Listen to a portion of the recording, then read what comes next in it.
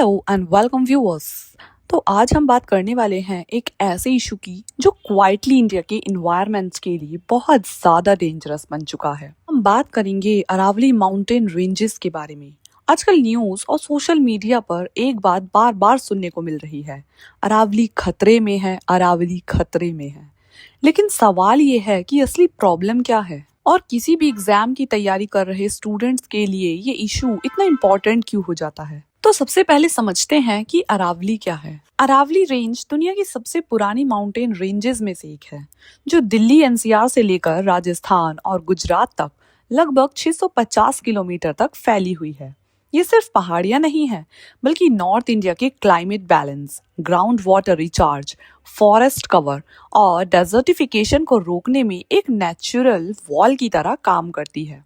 इसी वजह से अरावली को राजस्थान और एनसीआर का इकोलॉजिकल बैकबोन भी कहा जाता है। अब बात करते हैं रीसेंट कंट्रोवर्सी की। हाल फिलहाल में सुप्रीम कोर्ट ने अरावली को डिफाइन करने के लिए एक नया क्राइटेरिया दिया है, जिसमें कहा गया है कि सिर्फ वही वाला एरिया अरावली माना जाएगा जहां पहाड़ों की हाइट कम से कम 100 मीटर तो हो और उनके बीच 500 मीटर के अंदर कंटिन्यूटी हो।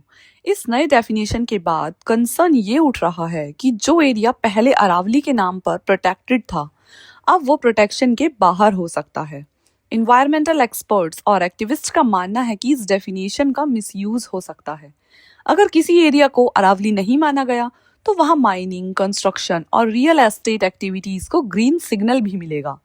इसका डायरेक्ट इम्पैक्ट ये होगा कि forest loss, illegal mining, water table के गिरने और राजस्थान के ऑलरेडी वल्नरेबल एरियाज में डेजर्टिफिकेशन के और तेज होने के चांसेस हैं। इसी वजह से इन्वायरमेंटल एक्सपर्ट्स ने सुप्रीम कोर्ट के इस डिसीजन को अरावली के लिए काफी ज्यादा हानिकारक माना है।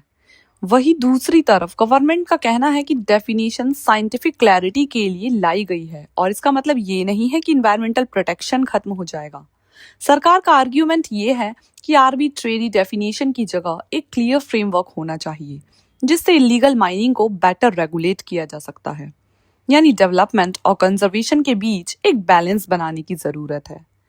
इस इशू ने पॉलिटिकल एंगल भी ले लिया है, खासकर राजस्थान और एनसीआर रीजन्स में। Beside all that we can say in the nutshell कि अरावली का इशू सिर्फ और सिर्फ इन्वायरमेंट तक लिमिटेड नहीं है, बल्कि ये डिसाइड करेगा कि हम डेवलपमेंट को किस डायरेक्शन में लेकर जा रहे हैं।